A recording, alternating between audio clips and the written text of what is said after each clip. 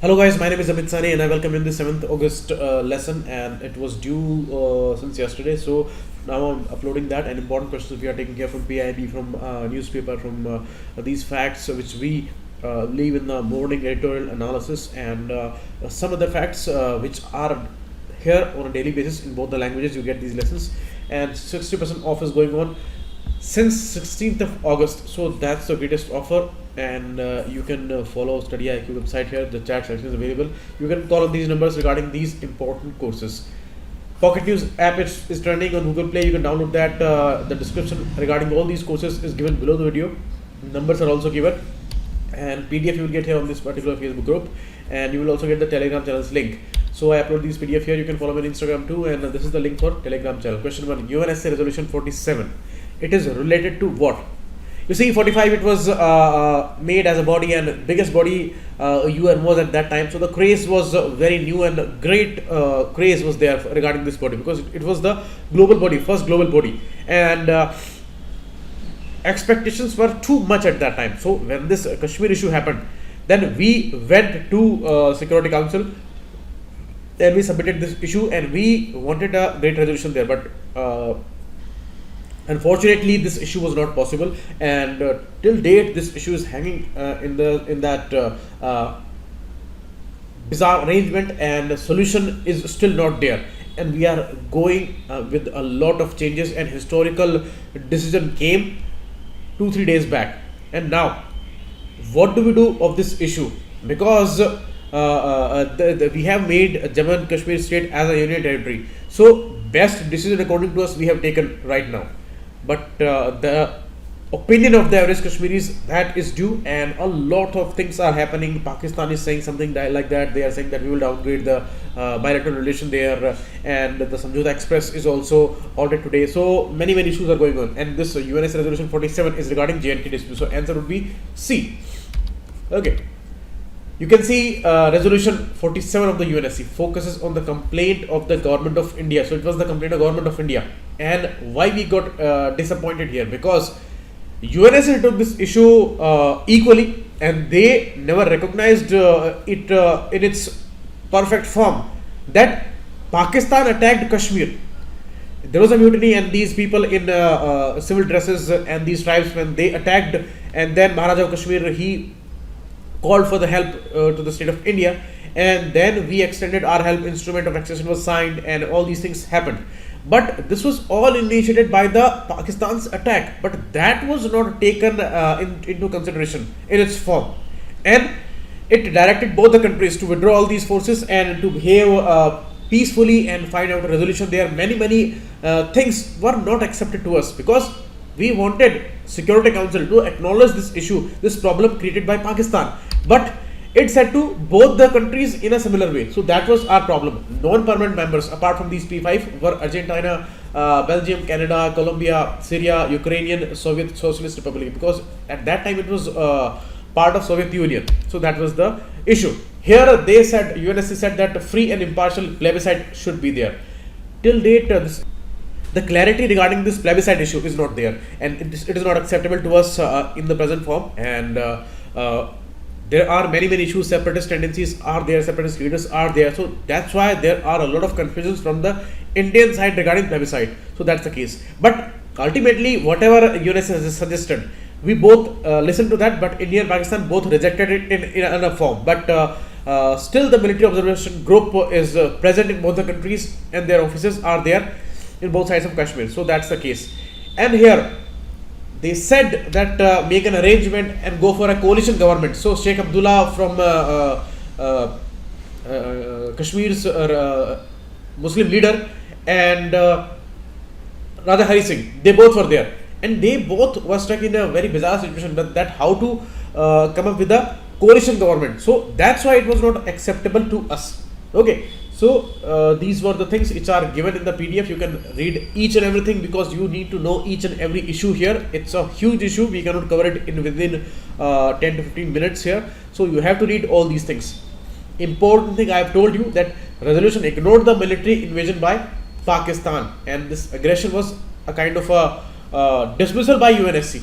Not dismissal, but we wanted that this issue should be in our favor, but that remained equal. That was the problem, and they did not allow us to put our forces there in big numbers. We wanted that our forces must remain in that area, but it was not accepted by Pakistan and UNSC both.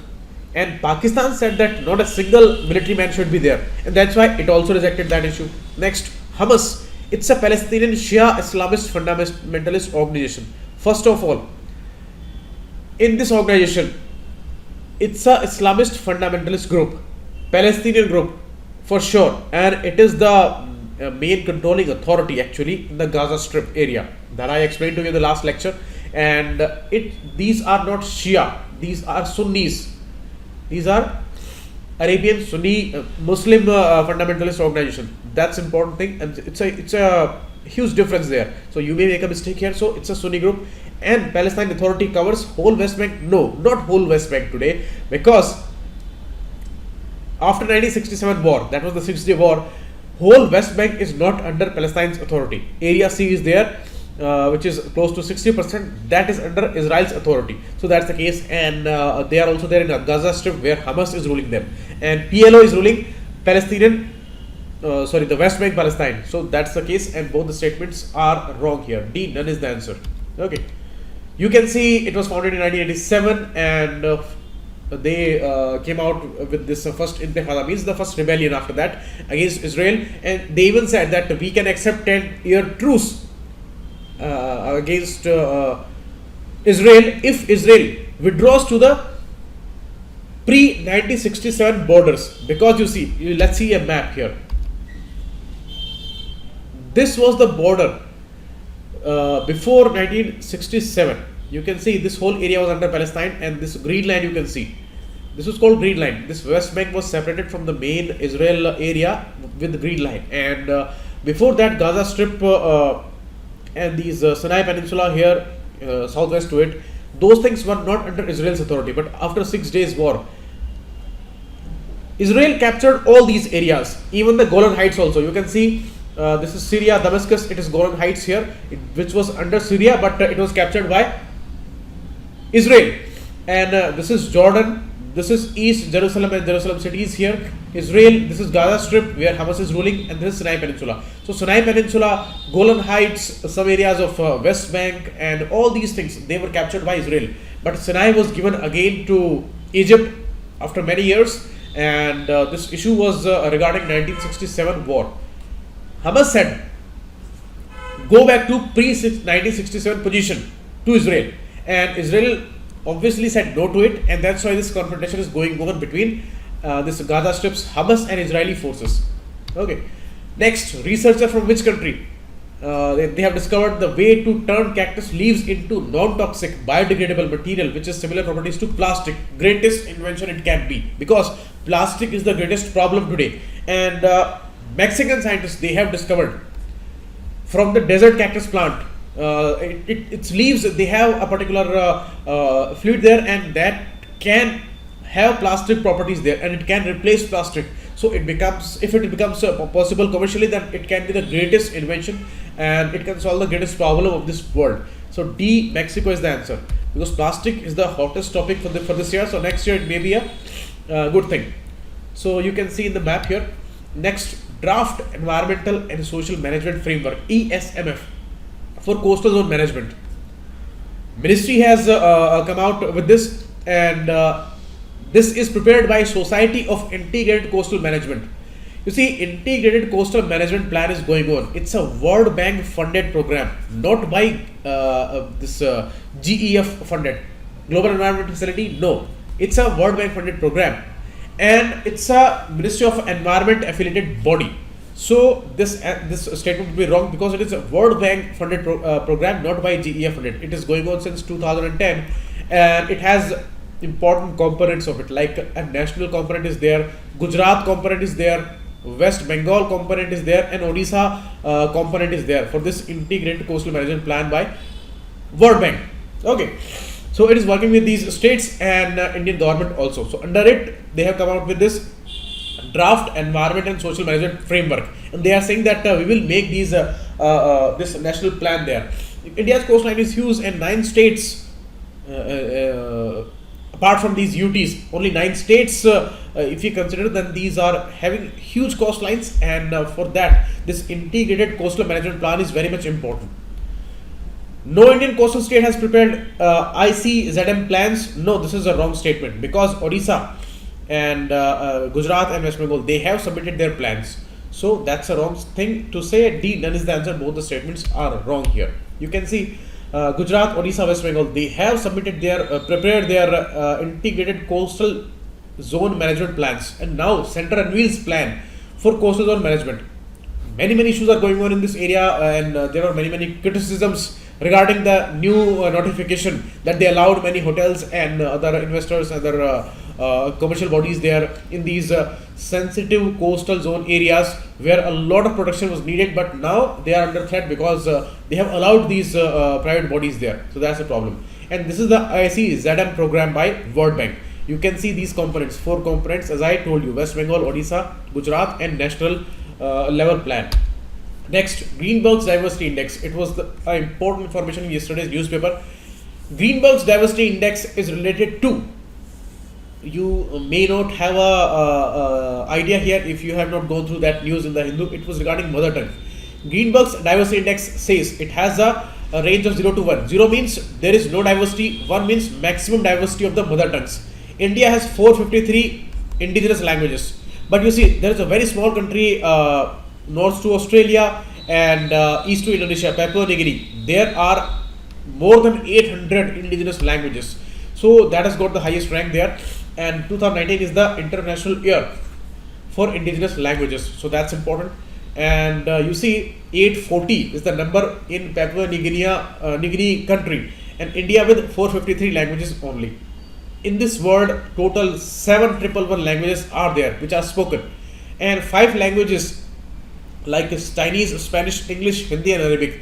These are most widely spoken languages, and these are spoken by 40% of the world's population. But total 7,111 languages are there, and some are spoken even only by 1 person. You can see Tinigoan language is left with only 1 person who can speak this language, otherwise it's a lost language. And many languages are endangered, like the Sanskrit in India. Nowhere it is spoken. If we leave some villages in Uttarakhand, then nobody can speak Sanskrit language fluently. So that's the issue. So it's a kind of an endangered language, which is a mother of many languages. So it's an important issue, International Year for Indigenous Languages, and 6,700 languages estimated are normally spoken by the world, and 40% of them, they are endangered. So that's the case. And in US there are 335 languages, Australia 319 languages are there. Many indigenous tribes are living in both the countries. Okay, so that's why these are spoken by them. Next, Greenberg's Diversity Index, you can see here, and you can see ethnologue. It's a kind of a dictionary of all these languages, directory of the languages, ethnologue, and according to it, 3741 languages, over half the total, which have fewer than 1,000 speakers. So very less people are speaking these languages. And in this New Guinea, you can see official languages are talked in English and Herimoto. English is spoken only by 1 to 2%. Other people are speaking these languages. But there are 832 living languages. That's the greatest thing. Next, 6-day war, famous 6-day war. It was fought between which countries? As I told you, Israel was there. So obviously C and D would be the answer here. But it is not between Israel and Iran. So it is wrong. D is the answer. Which country this UAR is? Actually, Egypt plus Syria. They both combinedly were called United Arab Republic. But in 1967, Syria co-opted was there, and then it got separated from Egypt, and Egypt continued to be called as United Arab Republic, and it fought with Israel this famous 1967 6 days war. Okay, and that was important for very crucial for Israel's history and this in this West Asian region. And till date, a lot of controversies are there based on this war. The Hamas group, as I told you, that what conditions they put there, and which were the areas which were won by this 6-day war. I showed you the map here. You can see all these areas were won by Israel at that time. It started with this particular state of Tehran here. This is the area where Israel said that it should be open. Egypt said that we will close it. Egypt closed it and Israel attacked Gaza Strip and Sinai Peninsula here. Okay, so these were areas. Sorry, not Gaza Strip. In Sinai Peninsula, they demolished the air fields of Egypt, and it was cornered there. And Israel won all the areas. Next, Strait of Tehran. As I just told you, Strait of Tehran is located between which area? You can see the map here. Jordan, Sinai Peninsula, Israel. This is Arabian Peninsula. So it is between Sinai Peninsula and Arabian Peninsula. So the answer would be here. This is called Gulf of Aqaba. This is called the Gulf of Suez, and Suez Canal is here. And this was Tehran Island, and here this is Strait of Tehran. Strait of Tehran. Okay. So the answer would be D. Sinai and Arabian Peninsulas.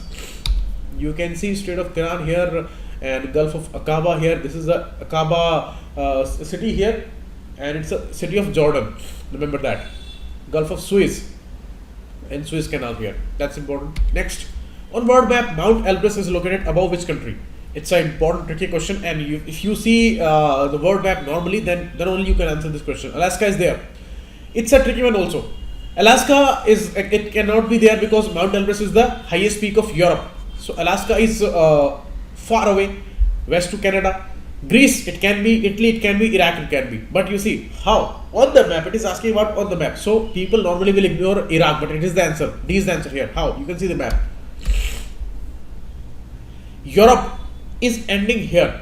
This Caucasus range is there, and it is separating Asia from Europe. And the Caucasus range, Caucasian race is also related to this area. And this is Mount Elbrus, the highest peak. It's a dormant volcano. And Turkey is a part of Asia. Here these are European countries. So Europe ends on two places.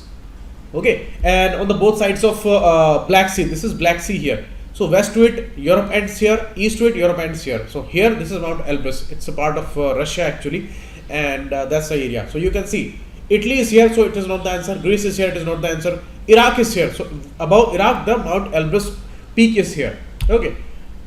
Indian mountaineering expedition team will climb Mount Elbrus. So that's the information. It's a dormant volcano and highest peak on European continent. Next, total number of states which have coast in India. So the answer would be simple. You can count on fingers. Biggest coastline is with which state? It is actually Gujarat, then Maharashtra, then it's Goa, then it's Karnataka, then it's Kerala, then it's Tamil Nadu, then it's Andhra Pradesh, then it's Odisha, then it's West Bengal. So how many states? 1, 2, 3, 4, 5, 6, 7, 8, 9. So the answer would be D, 8, 9. Okay, so that's simple. So this is all for today. We will meet again tomorrow. Thanks a lot. Keep watching. It was Amit Sari. All the lessons are there in the playlist. So please go through all these lessons. These are coming since 1st of June. Thanks a lot. Keep watching.